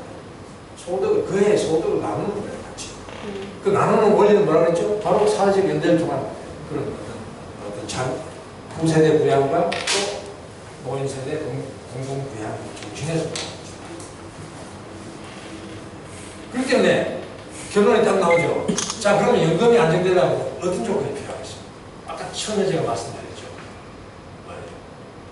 바로 연금이 안정되려면 내가 노후에 안정적으로 연금을 받아서 노후 생활이 안정되려면 무슨 조건이 필요합니까? 적립금 고갈이 너무나 하는 그런 말도 안 되는 얘기가 그런 것이 조건이 아니고 뭐가 조건이 되어 있어요. 바로 후세대가 충분한 정도로 후세대가 잘 태어나고 많이 적수가 태어나고 잘 양육되고 잘 교육돼야 되죠. 그동안 있으면 제재님이 애를 안 낳았어요. 역사의 주인이야. 그러면 자 보십시다. 그러면 국민 경제가 망하지 않는 이상 나의 연금은 보장된다 안 된다? 되는 것입니다. 개인의 이게 경우에는 운용이 되는 거잖아요. 예? 그래서 계속 이게 돈다는 얘기잖아요. 예, 아니 그러니까 세대가 도는 것처럼. 아니 그의 소득이 국민 경제가 망하지 않는다는 거야. 그의 GDP가 있다는 거야. 생산된다. 그걸 나누는 거니까 내 개인의 경제가 망하고 흥하고 아무 상관없이 국민 경제만 잘 되면 나는 받는 거예요. 그런데 얼마나 안정적입니까? 대한민국 경제가 갑자기 주지 않겠습니까? 네, 그러니까 개인은 망하는 사람, 망하는 사람이 있겠지. 그래서 뭔가 안정적으로, 즉 시기장 원리 바깥에서 보장되는 것입니다. 됐죠? 이해됐죠? 사회민주주의의 3대 원리, 삼위일체 원리 여기서 다 나오는 것이다. 그렇기 때문에 인구가 안정돼야 돼요. 아주 그냥 적나라하게 얘기하면. 예, 예. 그런데 요새처럼 애를 안 낳겠다 한다. 그거 한다 되겠어요? 큰일 났죠. 연금에 관한 그게 문제의 본질인 것이죠. 예, 예. 그래서 우선 공약까지 넘어가기 전에 거의 잘 30분 내로 끝나겠네요. 그거 넘어가기 전에 하나 말씀드리면서 자 지금 현재로도 아까 말씀드린 대로 1990년대에 그렇게 견제만 했어요. 1.56까지 출산율이 가다가 외환위기에 1.1 떨어져서 그냥 지금도 헤매고 있는 거예요. 10년째. 네, 10만 년 거의 그렇지 않죠. 그런데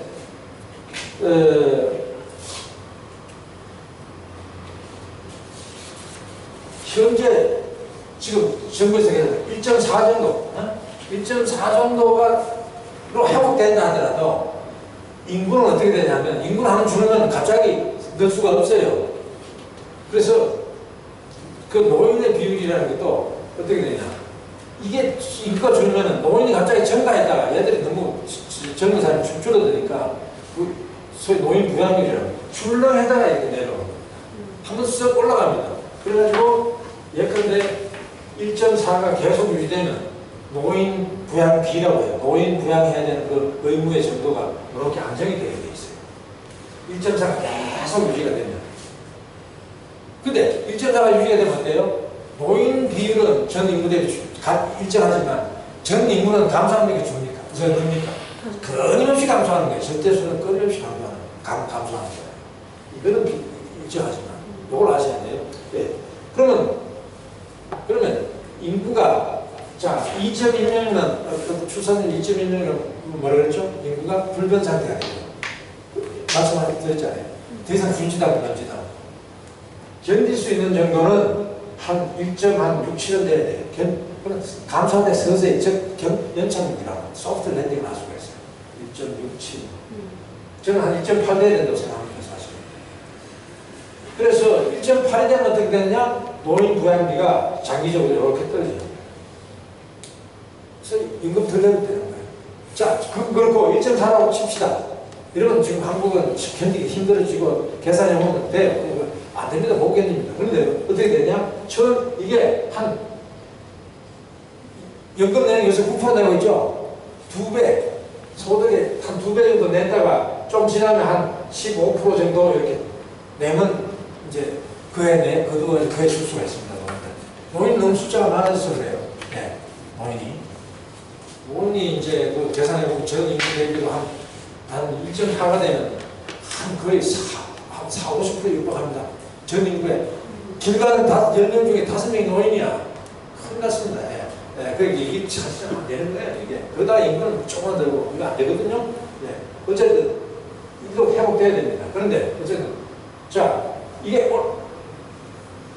보험료 올라가겠어요? 내려가겠어요? 앞으로 올라가야 겨우 주고받는 게 되는 거야. 그러니까 지금 세대는 9% 내고 있잖아요. 시간이 지날수록 더 내야 돼 사실은. 그러니까 9% 내는 걸 가지고 불편할 필요 있다 없다? 없는 거예요. 오히려 자기보다 더 뒤올 놈들이 더 엄청난 부담을 지게 되는 거예요. 지금 겨우 태어났거나 응애하는 어린애들이 그러니까 불평해도 되겠습니까? 안 되겠습니까? 불평할 수 없죠, 사실. 그러니까 뭘 걱정해야 되겠어요? 바로 애를 내가 제대로 낳았는가? 나를 부양해줄 후세대를 제대로 출산해서 키웠나? 근데 요새 20대, 30대 뭐라 그럽니까? 애를 낳을 생각이 있어요, 없어요? 없어. 그런데 무슨 할 말이 있어? 그걸 걱정해야지. 그것만 되면 저절로 해결 다 되는 거야. 예. 그래서 그렇다면 뭐냐? 쉽게 얘기해서 사회민주주의는 모든 문제를 해결해야 되지만 동시에 그 문제를 해결하려면 뭐 해결해야 된다? 출산 문제 해결하려면 뭐 한다? 평소도 그때 뭐지? 취업 문제. 애들이 그러니까 그것 때문에 애를 못 낳는. 그런데 잠깐 그 말이 나는 걸 설명하죠. 보육비만 잔뜩 올려주면, 보육 지원만 잔뜩 해주면, 물론 지금 크게 확충돼야 됩니다. 한국은 부족합니다. 하면 애를 많이 낳을 것이다. OX 문제를 하나 내보죠. 뭘까요? 오요. 아니요, 사람 대부분은 애를 안 낳고 보신 분이라서 지금. 아니 나라에서는 어떤 지원만 되면 자기들은 다 낳겠는데 그래도 안 낳는다는 사람 진짜 많아요. 우리 회원들 보면 더 낳고 싶어도 못 낳는데. 자, 시간이 보육비만 아니라 제일 중요한 게 주택 문제 여기 심하고 집을 마련 못하면 다 포함된 거예요. 맞아요. 주택복지 이런 걸 다 확충을 해야지 애를 낳는. 자, 결론 말씀드리겠습니다. 네. 예, 우리 정관서 말씀하신 대로 삶의 어떤 경제적인 어떤 저 기본 조건이 기본적으로 안정적으로 충족돼야 됩니다. 즉 미래가 어느 정도 확실해야 됩니다. 미래에 대한 불확실 공포가 있으면 애를 못 낳습니다. 이것은 뭐냐? 동물의 기본 법칙입니다. 인간의 법칙도 아닙니다. 네. 새가 불안한 옆에 막 소음이 심하고 막 왔다 갔다 하고 이러면 뱀이 막 왔다 갔다 하면 알파겠어요? 둥지 털겠습니까? 알아서 못하는 겁니다. 네. 하물며 새도 그런데 인간이 그렇지 않습니까? 미래가 불확실하면 안 된다. 그래서 경제적 삶이 안정적이어야 되고 또 뭐가 있겠어요? 자녀를 출산해서 키우는 것이 행복이 돼야 돼요. 더 나아가서. 예. 그래서 즉 행복한 어떤 유대관계, 연대라는 말은 너무 좀 이 가족관계에서는 저 서먹서먹하니까 유대라고 합시다. 사랑과 유대의 관계 이런 것이 있어야 되는 거예요.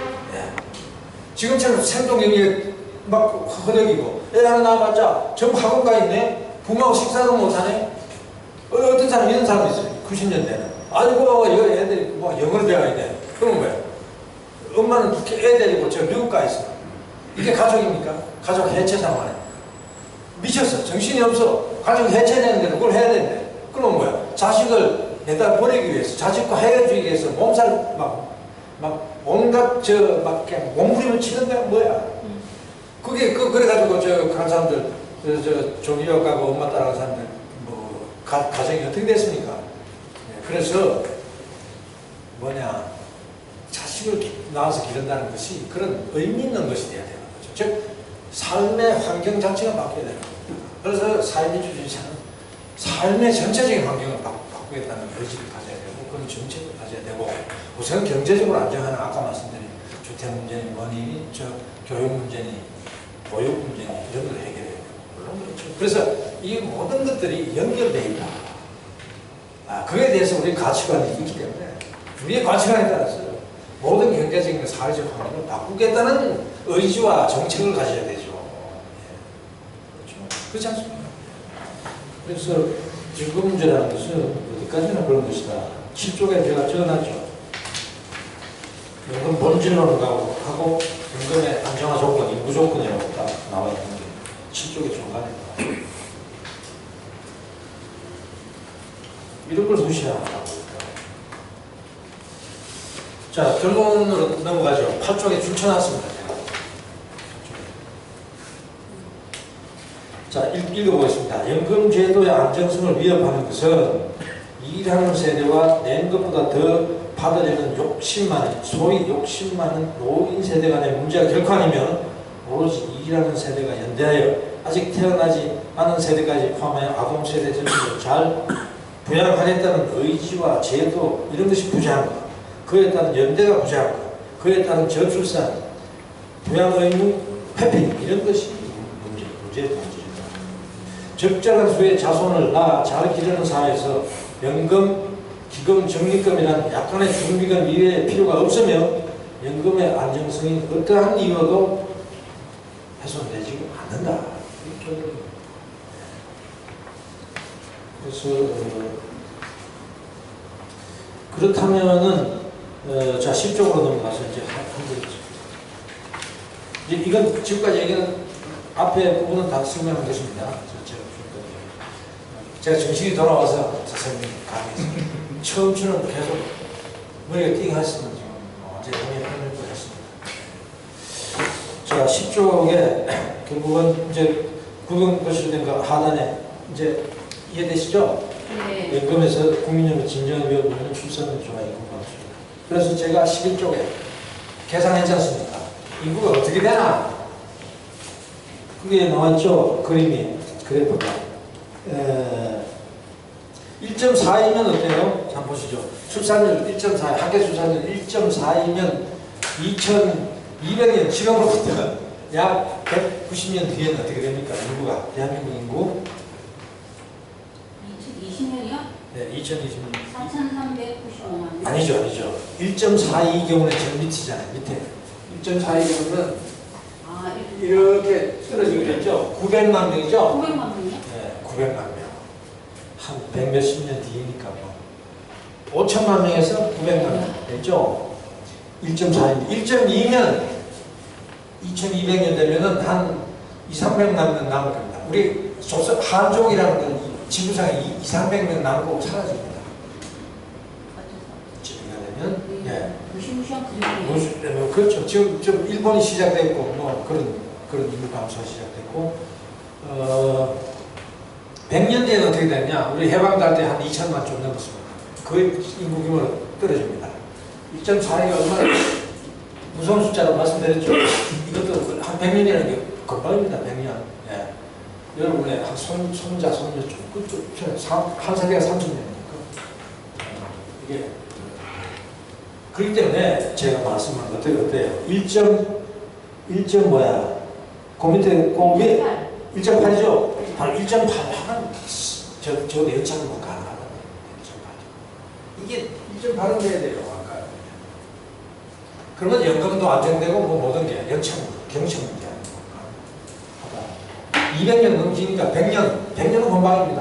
2100년을 제 기준으로 다 계산했습니다. 그래서 견딜 만한 것 어떤 출산율 1.8이 타겟이 되야 됩니다. 2.0은 너무 야심적이다 하더라고요. 그래서 이제 계산을 다 하고 했는데 기본적으로 노인 부양률 알파라고 하는 것은 12쪽에 있죠. S 곱하기 이겁니다.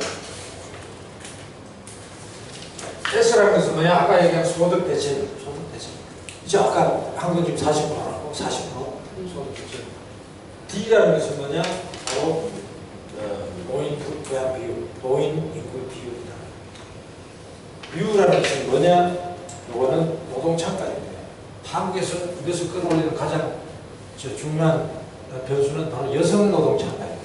여성이 더 많이 일어나면 이게 끌어올려지게 되어 있습니다.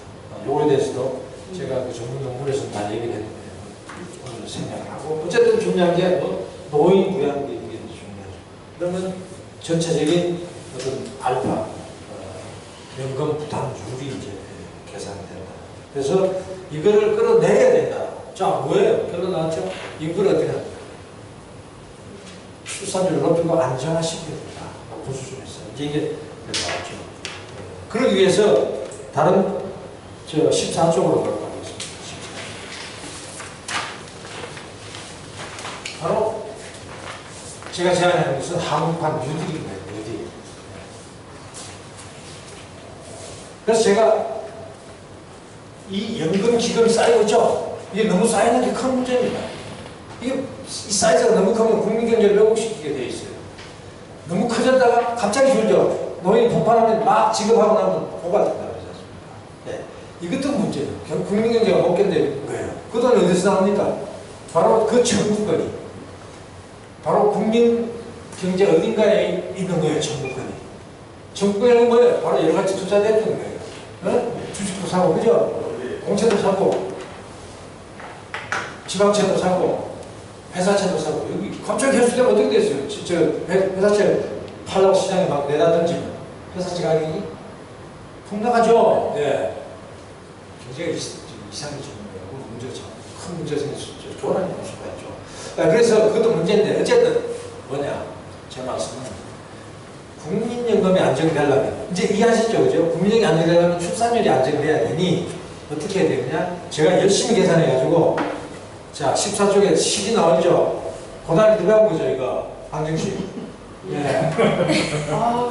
이거를 풀게면 답이 나오는 겁니다. 그 앞에 이런 여러 가지 그 출산율 정대 이 효과를 다 계산해가지고 이 식을 풀어내면 뭐가 나오냐 하면 바로 국민연금 기금에 약 7%를 바로 이런 아동들 보육 또 아동을 기르는 엄마들의 저 보금자리 집 값싼 집 주택 보급 등의 보육시설 주택 교육시설 등에 투자. 그럼 이자는 얼마? 이자는 받지만 원. 이자를 안 안 받고 내면은 어떻게 되냐면은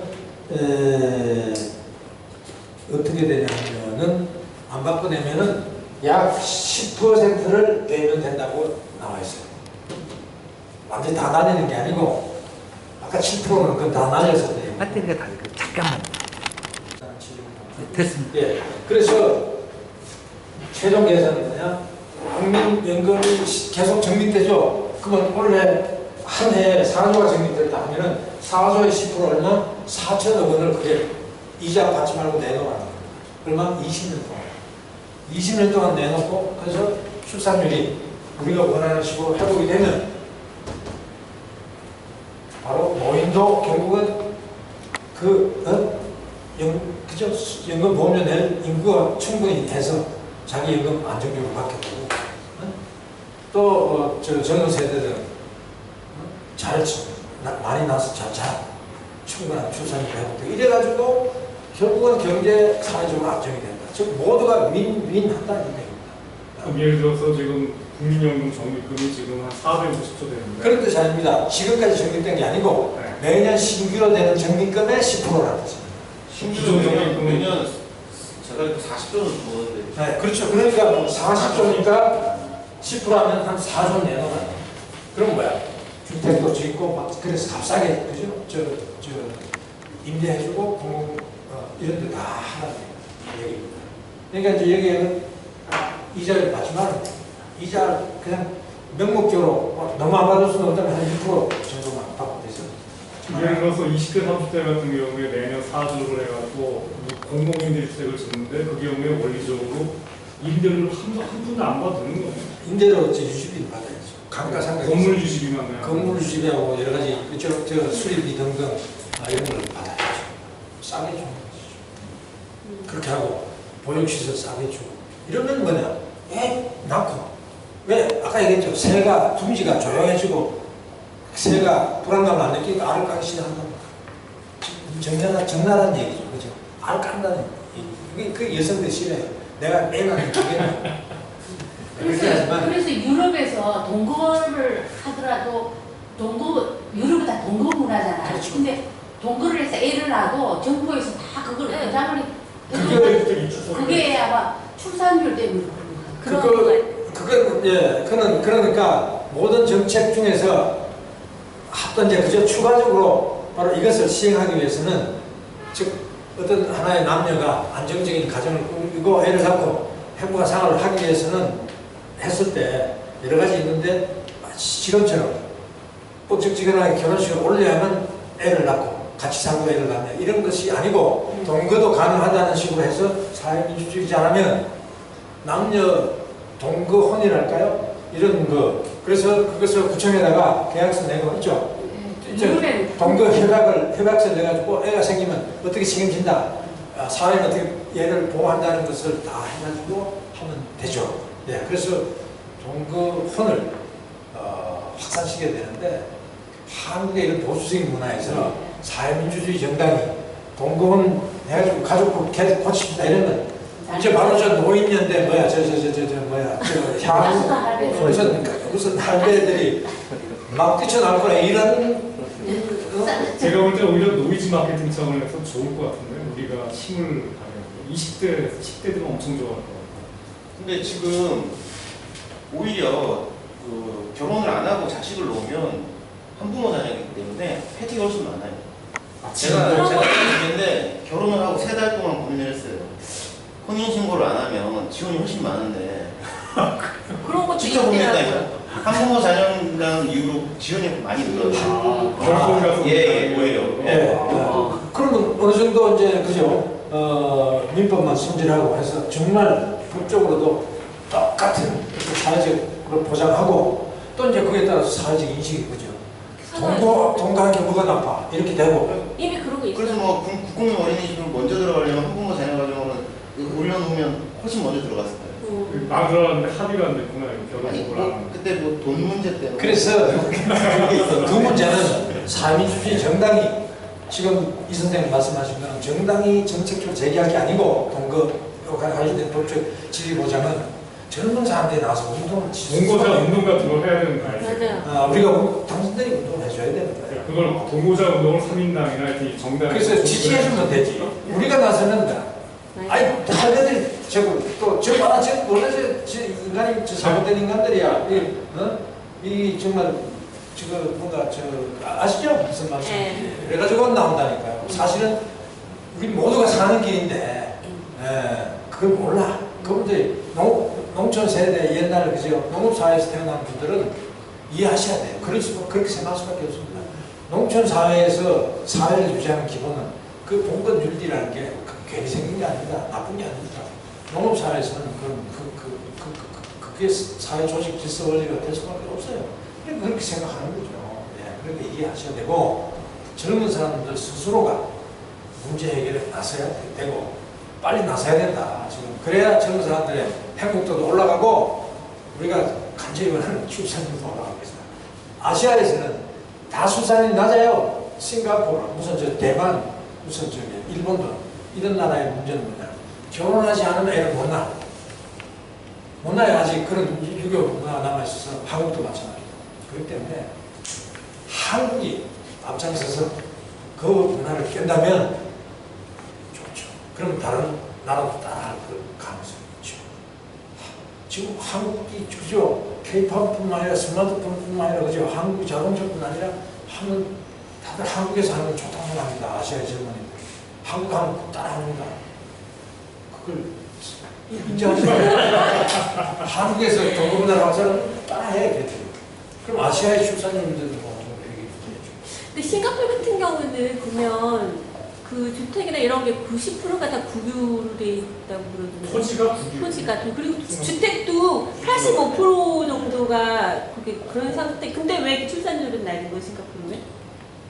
그러니까 그것이 내가 아까도 말씀드렸죠. 젊은 사람들이 유교 문화에 닫혀 있고 젊은 사람들이 자식을 낳아서 기른다는 것이 유의미한 것이 돼야 된다고根本적으로는. 근데 그것이 아니고 완전히 그냥 내가 혼자 그냥 해가지고 돈 벌어가지고 신나게 써놓은 그것이 장땡이야. 다른 건 없어. 또 해봐야 사회적으로도 환경 자체가 한국의 아파트 문화도 좀 문제인 거예요. 또 한국의 교육이 문제고. 그래 애들 공부를 하지 뭐 나와봤자 교육비나 들고 보면 애들 공부하러 가고 볼 수도 없고 이래가지고 애 낳는 재미가 뭐가 있습니까? 그러니까 이런 노력이 바뀌어야 돼요. 그래서 한국 지금 아파트가 너무 많은 것도 문제예요, 사실은. 젊은 애들이 또 어른들이 커뮤니티가 있긴 있어요. 이것을 한국의 아파트가 많은 환경을 인정하면서 그런 걸 만들어 가야 됩니다. 어쨌든. 그래서 뭔가 삶이 정말 유대 속에서 풍요로워져야 되는 겁니다. 지금처럼 집에 가서 잠이나 자고 나가서 이런 식의 일 중독 사회로 계속하면은 그뭐 애 낳는 보람이 뭐가 있겠어요. 이제 이렇게 되면 안 되죠. 그런데 싱가포르는 이런 비슷합니다. 문제는 그럼 그 신규 적립금의 10%에서 11%를 무수익으로 그러니까 이자 한 푼도 안 받고 뭐 아무 소득금 내줘도 된다라고 하는 그러면 약간 좀 해가지고 예를 들어서 공공임대주택 같은 경우에 뭐 한 운영비 플러스 해가지고 한 무수익이 아니라 한 시장 저거에 한 절반 정도만 내게 하면은 그런 2배 효과가 있는 거니까 그렇죠. 그런 식으로 해서 물론 대결을 할 수가 있겠네요. 그래서 이 돈을 공공적인 투자를 하게 되면은 국민연금이 그 효과가 이렇게 계산이 나오니 얼마 10%의 이득이 나오니 그거를 무수익으로 주면 사실은 기금에 10% 투자하면 되고 약간 이자를 그건 20%까지 날 수도 있는 거겠죠. 그건 계산이 되겠죠. 그 그래서 정도면 저희 우리가 지금 국제예산이 모자란다는 얘기를 많이 하는데 굉장히 큰 재원이 되는 거 아니에요? 그렇죠. 근데 이제 선택이 돼야 되죠. 이것이 어떤 사회적 이득이 있고 어떤 이득을 밑으로 돌아오는가 하는 것을 보여서 선택해야 되죠. 그거는 자민주의 정당의 역량, 신뢰도 이런 게 다 다르죠. 그럴 때 뭐냐 끝내도록 하죠. 그래서 뭐냐 하면은 우리가 결론은 1페이지 1조가 있는 것으로 돌아가겠습니다.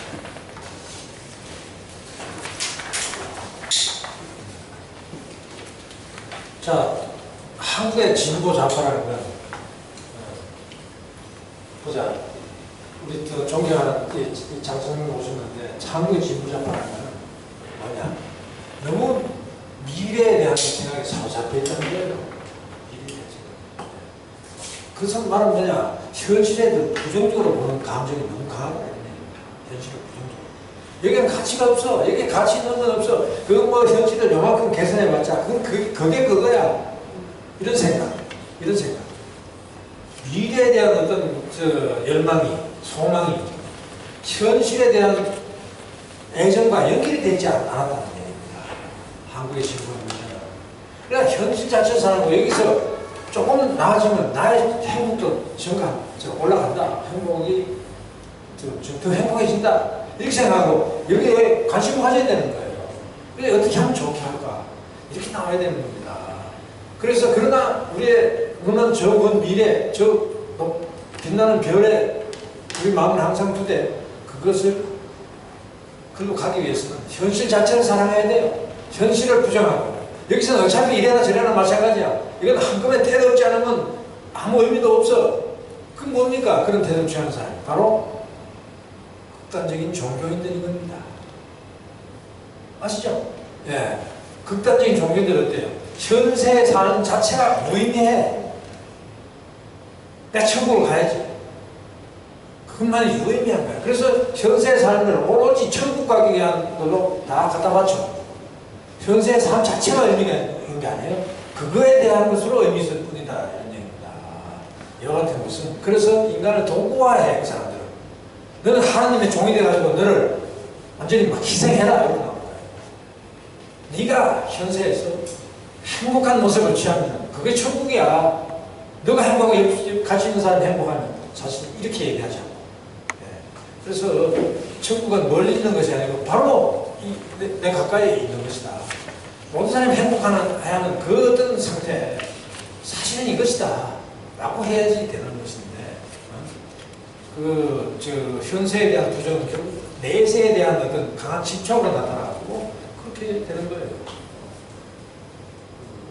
종교라는 것은 내세에 대한 죽음에 대한 답으로서 물론 그것이 종교가 탄생한 건 맞습니다. 거기에 대해서 내가 그냥 무시하라는 뜻이 아닙니다. 내세에 대한 문제를. 그러나 극단적으로 가면 그렇게 됩니다. 그것이 바로 정치운동하는 사람들이 그런데 맞아요. 그런데 과거의 민주화 운동에는 그것이 맞았다. 민주화되지 않는 사회는 의미가 없어. 나는 정말 어떤 알지 못하는 권력이 나를 감시하고 통제하는 사회, 난 죽어도 살기 싫어. 죽음을 무릅쓰겠어. 이게 왜 무의미하니까 이렇게 얘기하는 건 의미가 있었다니까요. 나름대로. 그래서 한국은 국제 기준으로 보면 여러분 세계를 여행해보면 대충 알 수 있어요. 한국 사회는 민주화된 사회입니다. 솔직히 얘기해서. 한국의 민주화 정도는 없습니다. 세계적 기준으로 말씀드리는 겁니다. 갈 길이 많죠. 여차하면 후퇴하죠. 민주주의가 나옵니다. 그러나 어쨌든 정말 형편없는 사회 아시잖아요. 지금 한국에 50년대도 안 되는 사회고 수두로 갑니다. 더 많습니다. 세계적으로. 그래서 몇 나라만 문명화되어 있을 뿐에 그런 의미에서 민주화라는 척도에서 봤을 때 이걸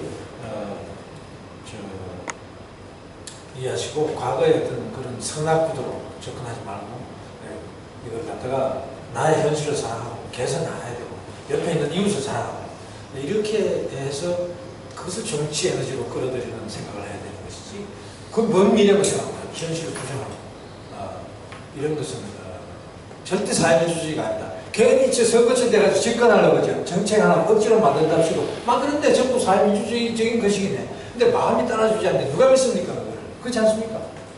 마음도 없으면서 정책을 드러내는 거야.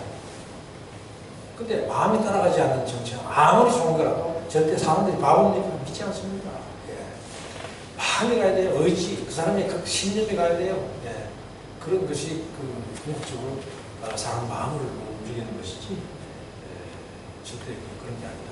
그래서 우리가 그런 따라서 현실과 어떤 그저 미래, 이상과의 긴장을 유지할 수 있어야 돼요. 사회민주주의자는. 너무 초조해서도 안 되고 그렇다고 해서 너무 너긋해서 현실에 매몰돼서도 안 되지 않습니까? 예. 이거를 이런 긴장을 유지할 수 있는 것이 기본 덕목으로 있어야 됩니다. 예, 당연합니다. 그러니까 사회의 지도적인 역할을 한다는 게 그런 대가를 요구하는 것이죠. 대가 없이 되겠습니다. 그래서 우리가 그리고 한국의 어떤 극단적인 종교가 그렇고 또 뭐냐 한국의 민족 소위 자주파, 자주적 민족주의자들이 그래요. 통일되지 않는 한국은 아무것도 아니라는 거야. 아시죠? 무슨 말인지. 분단된 한국은 살 가치가 없어. 그 말이에요. 그분들 얘기하는 게 그 기본 메시지는. 그러니까 그게 매달리는 거예요. 즉 통일된 한국의 모든 것을 거둔 거예요. 현실의 모든 것을 중요하지 않는 거예요. 무슨 극단적인 종교인과 똑같아요. 내용이 다를 뿐이지 그것이 같다니까요. 예, 그래서 사회주의자는 그런 것을 다루면서는 안 된다. 동의하시죠? 네, 그래, 그런 현실과 이상의 긴장을 유지한 미덕을 가져야 된다. 네, 그리고 현실을 인정하고 또 먼 미래에 대한 꿈을, 열망을 간직하고 이런 것을 동시하는 인간. 또 동시에 그러니까 나의 적도 인정해주는 사람. 선악 이공도 끝내 말씀드렸죠. 적도 경쟁 상대자로서 나의 어떤 그 대립되는 경쟁하는 정치 세력이 있으니까 나도 맞춰간다. 이렇게 생각합니다. 맞다. 이 모든 것이, 이 모든 태도의 어떤 변화 속에서 된다. 이 태도의 변화는 우리의 가치관을 변화시키고 그 다음에 정책을 변화시킬 것이다. 그래서 그런 것이 전부 하나씩 이루어졌을 때 새로운 것이 생각보다 놀라운 속도로 사람들의 마음을 잡게 된다. 지금은 뭐 아무것도 되는 게 없어 이렇게 생각하지만 그거 하나만 바꾸면 된다. 정책 그거는 이제 그저 그렇게 계속 되면 그거 만들어져요. 만들어진다기보다 어떻게 없는 정책을 억지로 만든다는 게 아니죠. 바로 그런 생각을 믿게 되면 제가 연금 이거 하는데 1년 걸렸어요 제가. 많이 시간 걸리지 않습니까? 물론 약간의 시간은 걸립니다. 또 방정식을 풀어야 되니까 아시죠? 그게 되는 건 아니에요. 그러나 큰 시간이 걸리고 하는 건 아니다.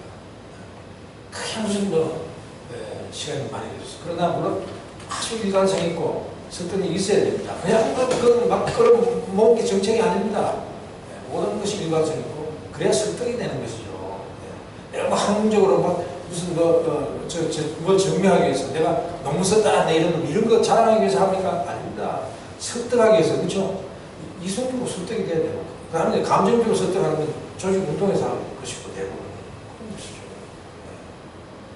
그런 것은 한다. 저 같은 백면 선생이 무슨 그런 실제적인 그런 사람의 마음을 하는 데 대해서 아는 게 있겠습니다. 다만 저는 원리적으로 그런 것이 맞지 않느냐 하는 큰 말씀입니다.